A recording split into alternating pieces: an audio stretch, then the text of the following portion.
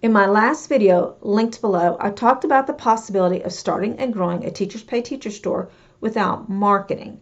And before that video was even published, I had some questions on some of my other videos that made me think maybe I need to expand a little on that topic and clarify a few points. Hello everyone, my name is Sherry from Rolling Acres Education. Welcome to my channel, or welcome back if this is not your first time. And as I said in that last video, I would hate for anyone to not start a store because they think they have to market. They think that they can't make money if they're not marketing. I hope that you watched my last income video, because if you did, you know that is simply not true. I am averaging 4 figures a month, and my last payout was over $2,000. Not bad for a side hustle, especially one that I love and gives me a lot of flexibility.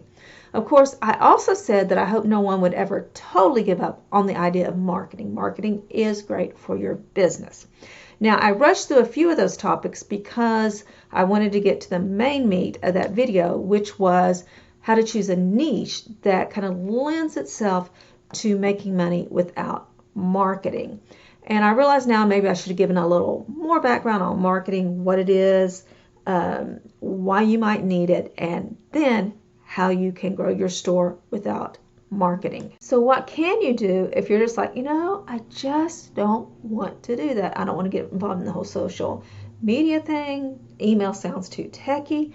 I just want to create, upload, and sell my products. Well, it's possible to do that. It's probably going to be slower, and you might not make as much money as you could in the long run. But again, if this is something you're wanting to build over time or just as a side hustle, you can definitely make a solid income without doing all those other things. And what we're talking about when we talk about marketing are views. Views are the number one thing that marketing involves, because you're trying to get people to your store looking at your products. Okay? If you have low views, it could be one of three things. Either you aren't ranking in searches, so people aren't seeing your products. They're seeing your products, but your covers aren't attracting their attention, so they don't click on them, or your price might be offsetting. Now let's talk about what a view is. Okay, I should have already said that, but a view is registered when someone clicks on your cover. If someone clicks on your cover, Teachers Pay Teachers registers that as a view. Okay, and once they click on your cover, then you have their attention, and the other things are to get them to purchase your product. Okay, your cover is to entice them to check out your product. And then the rest of the things are going to be entice them to buy your product. So you want to do everything you can to get them to click on that cover. You have to show up in rank so they can see you. You have to have a cover that grabs their attention and makes them want to click on your cover. And you need to have a price that is not offsetting. Okay? So one thing I would love for Teachers Pay Teachers to do is to tell you how many times your cover is viewed on a search page. For instance, it's kind of like YouTube does impressions. Like if someone searches for Teachers Pay Teachers income report, and you have that search results, and say my video shows up in there, I would like TPT.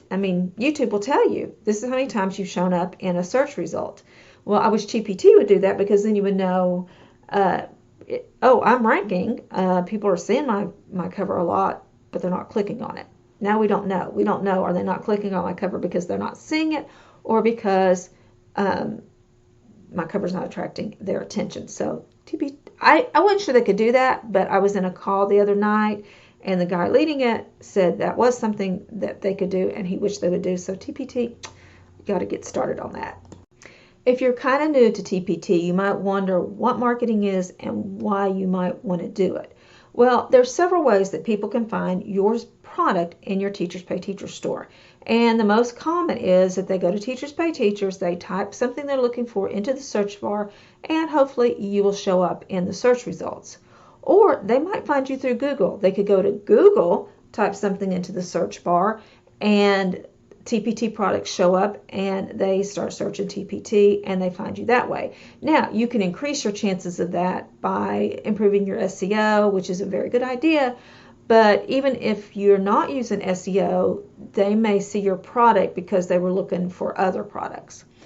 There's a kind of what I thought at first thought was kind of a strange way, and that is through other people's marketing techniques. For example, if someone is reading a blog and they click on a product that that person's advertising and they come to TPT through that link, and while they're there in the store they find one of your products, that's another way you can be found, and that shows up in your traffic tab, which I'm not going to get into, but if you go to your dashboard, there is a traffic tab, and it tells you where your traffic's coming from, and it's probably mostly going to be from Teachers Pay Teachers. But another way they can find your store is if you market. If you have an email list, if you do Pinterest pins, if you share your products on Instagram, TikTok, whatever, you can market your own products and bring people into your store. And the reason you might want to do that is because you got great conversion rates, and when people find your products, they're buying them, but not enough people are looking at them. So instead of waiting for someone to come to TPT and find you, you go out, find them, and bring them in.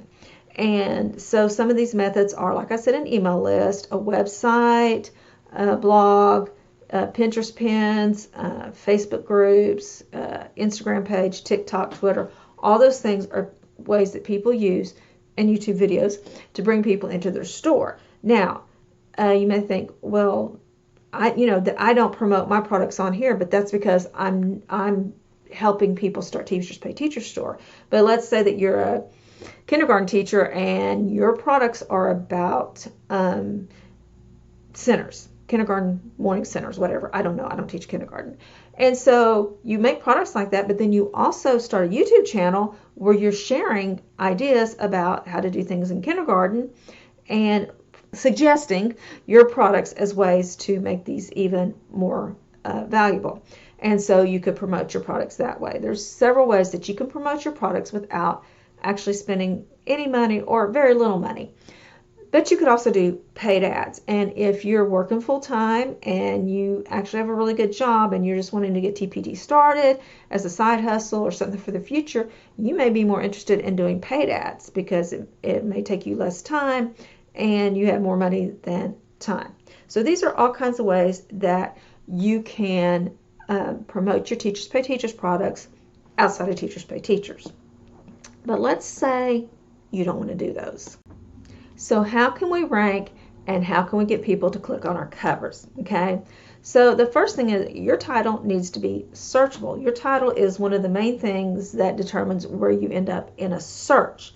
Now, you need to be searchable and you need to be also honest. Don't use keywords that might kind of fit your product, but not really, but you hope that when somebody comes upon it, they'll like it and go ahead and buy it. No, you need to be honest and tell what your product is. If you're new, the more specific you are, the better. But basically, I make sure that I'm including the subject, like is it a holiday resource? Is it something for math? Is it something for fractions? Is it a planner? Is it, decor, whatever. Of course, you need to include that. Then I also tell what kind of resource it is. Is it an activity? Is it an assessment? Is it review? Is it vocabulary? Is it a game? Is it partner activity? Escape room, scavenger hunt, all these things. What is it? Okay, what kind of things are the students going to be doing? And then who's it for? Is it for 4th grade, 5th grade, ESL students? Is it for teachers? Is it for administrators? Is it for TPT sellers? Who is it for? And then I try to add one more descriptor that makes it a little more specific. For instance, differentiation, group work, morning activity, something that would just give it just a little more chance of showing up in a smaller search, but one where I would rank higher. So your cover needs to be eye-catching and informative. This is a big mistake I made when I first started. I tried to make them pretty, and that's nice. Teachers going through them, they think, oh, that's a cute picture, but they don't stop because it doesn't tell them what your product is and what it does. You need to let them know what this product is, and I always suggest putting pictures of your product on the cover. Now, listen to me carefully. Looking at covers of people who are selling a lot of products is a good way to get inspiration but it's not always the best to see what's best for you, because I've heard sellers say this over and over again. Don't pay attention. They might show a product and say, ignore this cover. I did this cover a long time ago. And what happened was they had a cover that they wouldn't use now, but at the time when they started, TPT may have not been so competitive, and they were able to get away with that cover, or maybe as they've gotten popular, people have gone back and seen that, and they're buying it because of their reputation, not because of their cover. So there's different reasons why a top seller may not have a cover that they actually recommend themselves. I don't know how many times I've heard Casey, Lauren, or Kristen say, ignore this cover, it's horrible, I did this a long time ago, or whatever. Your cover needs to be informative. It needs to have as little text as possible. It needs to be large, legible, and limited. You need to let the buyer know what's in your product, okay? If I'm looking for 5th grade fractions and I can't really see what your product does, I'm probably not going to click on it. I'm going to click on something that is a little more descriptive and lets me know what's in it, okay? You need to tell sellers what your product is about, okay? Then you have your snippet, okay? Your snippet is that first little part of your description that shows up with your Teachers Pay Teachers product. As a matter of fact, when someone goes into the search bar and gets a list of search results, this is the things they see, okay? Your title, your cover, your price, your snippet, and then some other information that's not that big a deal. I mean, it's the grade level is what it is and things like that. But those things are what people really pay attention to. Your title, your cover, your snippet, and your price, okay? Your snippet is a good way to kind of extend your title. If there was some things that you wanted to tell them in the title, but you didn't have the room, here's a good place. You need to use keywords. But you also, this is the best piece of advice I had for a snippet ever. Don't tell your buyer what your product is. Tell them what it does. You're not buying sub-plans. You're buying stress-free sub-days. See the difference? Okay. The next thing they see is your price. Okay. All I can really say here is your price needs to be fair market value. You need to have a high-quality resource for a fair price. Now, I know in the beginning it's tempting to price your products below the competition because you're new, you don't have ratings, and that's fine. I mean, problem with that, as long as it's not like way below, okay? You can price it a little bit below, and that makes sense because it's just like name brands. People don't mind paying a little bit more for a name brand, but then there's other people that like, you know what, I don't care, I just want a good product. So the fact that they're more reputable sellers, they're probably going to charge a little higher. So that's okay for you to be a little bit lower, but don't price way below. This is just not good practice, and also it's not good for you because someone may look and your product looks like somebody else's, but theirs is $5 and yours is like $2, and they may be like, well, this product probably isn't as good, and they don't even bother clicking on it because they think maybe it's not going to be good quality. So it's okay in the beginning while you're trying to get ratings and things like that to price your product a little bit below, but don't overdo it, okay? One other thing they'll see is your ratings. Well, there's not a whole lot you can do about that other than just making a good quality product. Only 5 to 10% of people leave reviews, so this is something that's just going to happen over time. Just make sure that you're doing everything you can to make sure that they think your product is a 5-star. You can't do much about whether or not they actually leave a review, okay? Now, your thumbnails, your description, your preview, and all these things are important to get a sale, but today we're talking about getting views, so we're not going to worry about those right now. Now, one other thing that affects your ranking is your SEO. Of course, that's something you don't see. People don't see your SEO, but it's something that you probably need to learn about.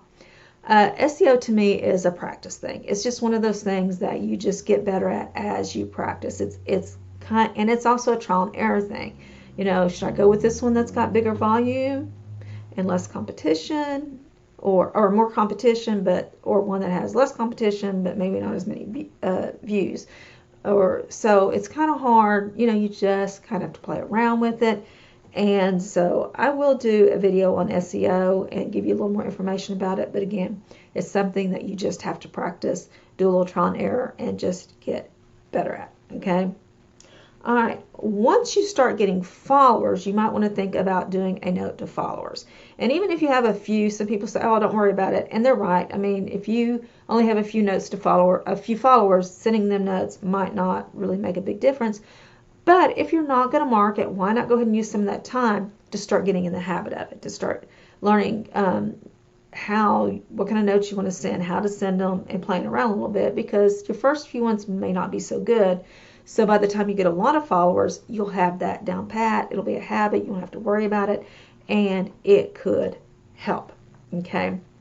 Remember, this is about small wins. None of these things are probably going to get you like a huge amount of views every single time, but it'll get you a few views here, a few views there on different products. Each little thing will get you a few views, and that'll all build up, and you'll start getting more views, more clicks, and more sales over time. Now, one source of free advertising that I think a lot of sellers either overlook or don't properly utilize is your freebies. And I think this is so important that I'm making a whole nother video about how to make a good freebie and how to use it and how important they are, because I think that freebies are a lot more important than most sellers realize. Okay, most of them are like, you know what, I'm not going to waste time on freebies. They don't bring me any money, or that first freebie that they have to put up, they just throw something up there, upload it so they can get to making paid resources. I just think freebies can be a very good tool to bringing more people to your store and your products. So again, I'm going to do a whole video on that. Watch for that next. Okay. And again, one thing I mentioned in the last video was doing low priced products. Now, I don't mean underselling yourself or crappy products. What I mean is that you make good quality resources, but you make smaller ones that are worth like $3 to $5, because if you're a new seller and I come to the store and you have a $3 to $5 product, doesn't have any reviews, but it kind of looks like maybe what I'm looking for, and I look at the preview and everything looks good, and even though you don't have reviews, I'm like, this is $3 to $5, I'm going to go ahead and get it. However, if it's over $10, or especially if it's like a huge price product, I'm not going to be as ready to just throw that in the cart. Now, if it's something I really need and I can't find anything else like it, that helps. That's where that low competition comes in. But if there's another product, something like it, maybe it's not exactly what I wanted, yours is maybe a little closer, but they have a lot of ratings and people say this is a great product, I'm probably going to go with them if it's a very high priced product. If it's a low priced one, then I'm more likely going to go with the one, hey, this looks a little more like I want, and it's $3, I'm going to get it. Okay.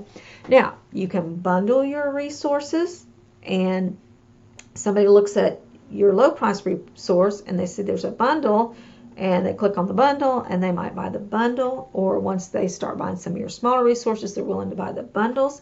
And again, as you grow, you can start making larger products for more money. It's just getting started. And also smaller resources, you can make them quicker, you can get more out there, because again, the more products you have, the more chance you have of being seen. If you're marketing, you might want to just, concentrate on optimizing those and marketing those. But if you're not marketing, then you need to get a lot of products out there, a lot of good quality products at a fair market value, and you will start to grow. Remember, TPT is a series of small wins. Again, none of these things are going to get you massive views right away. But doing this to this product and to this product and this product and this thing to these products and all these are going to get you more and more views. Little by little, it's going to start growing. Okay, make sure you control things that you can. You optimize the things that you can, and the views, clicks, and sales will come. And just remember, you've got this. God's got you, and I'll see you in the next video. Bye-bye.